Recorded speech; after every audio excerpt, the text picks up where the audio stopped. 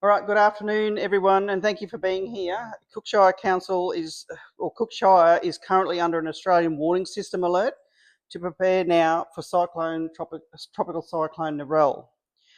This means conditions are expected to worsen and people need to take action now and to be ready to shelter as the system approaches.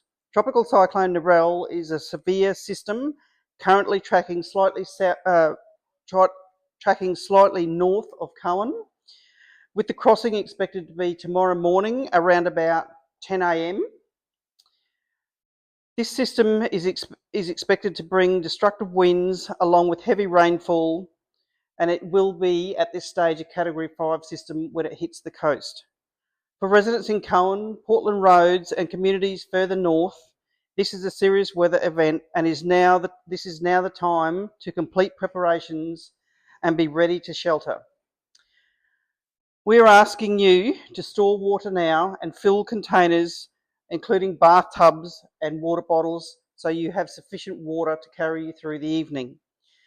The water supply in Coen will be turned off this evening at 10 p.m, Thursday the 19th of March, ahead of the system crossing the coast. I would strongly encourage everyone to take note of this because there will be no water out of your taps after 10 p.m. tonight until the system crosses tomorrow, and it's safely for our staff to go back and turn the water back on.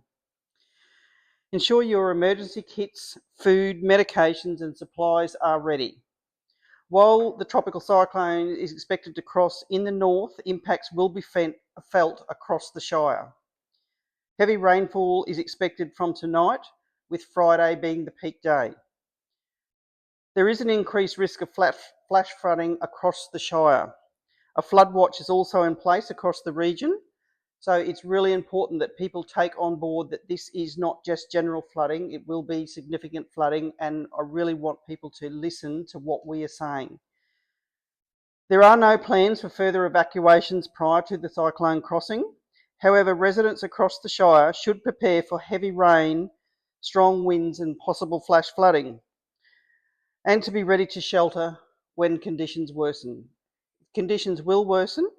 It's not a matter of if or when they will worsen, so we want everyone to be safe when the system does cross, particularly past Coen.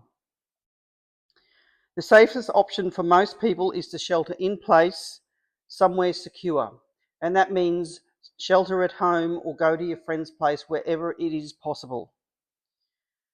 Identify the strongest and safest room in your home away from windows and be ready to shelter when the conditions do worsen.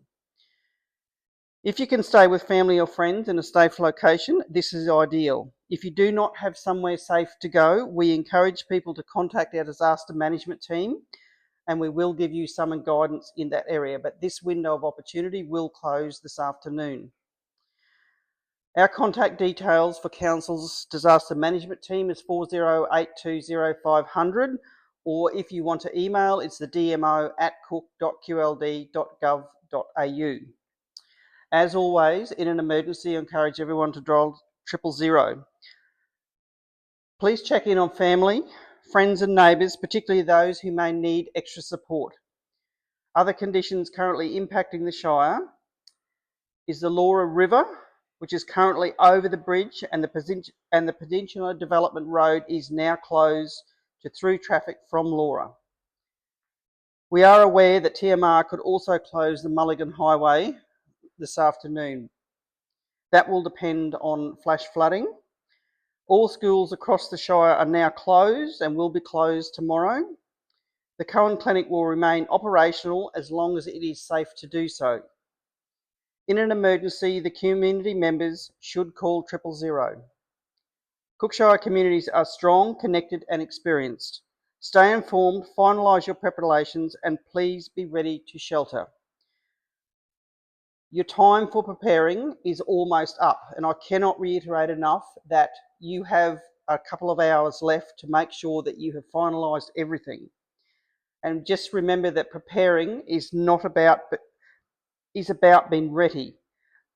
It is not being worried. We just want everyone to make that transition from finalising preparations to going to a safe place to bunker down for the system's crossing.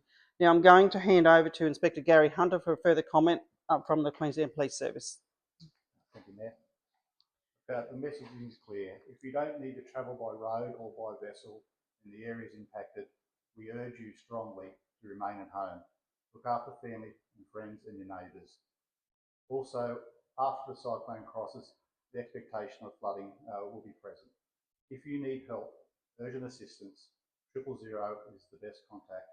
We have police stationed in various locations throughout the Cape that are able to respond to any emergency that the community requests. So I urge again, 000 is the best number to contact if you need urgent assistance.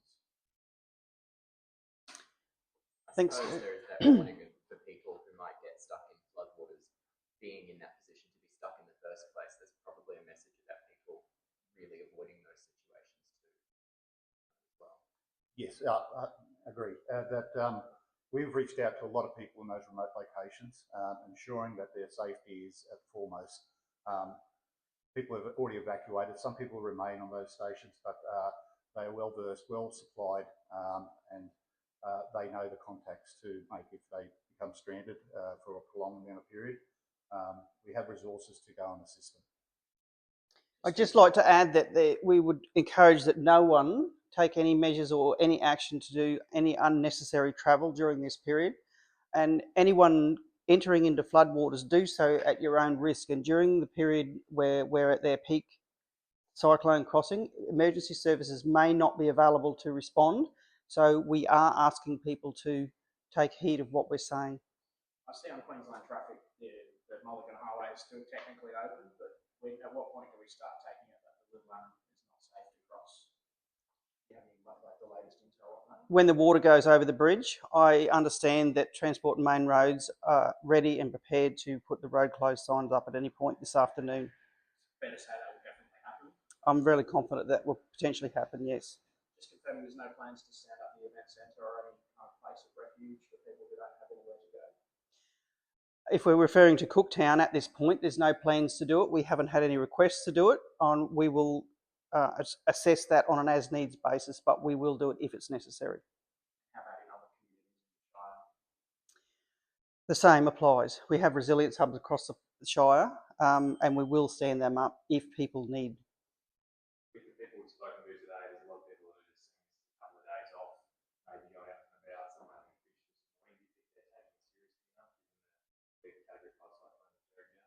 Look, honestly, we're going to have extreme winds coming over the next few hours and into the morning, so people should use common sense and keep indoors, and that's our messaging. I think in the tropics up here, people are quite used to, severe weather systems, but I'm kind of thinking that we need to be really strong in our messaging, and those people need to understand that this is a severe weather system, and we do encourage them to stay indoors. A lot of businesses are saying that they're preparing to open tomorrow and intending to trade. Do you urge them to be more cautious than that, or do you expect that by kind of business hours we should be right to go out? I'm not sure about business hours, but I think that's an individual choice for each of those businesses. However, I would expect that they won't consider opening until after the system's passed and it's actually safe to go out. And that's my position on it, and I hope that they take that position as well.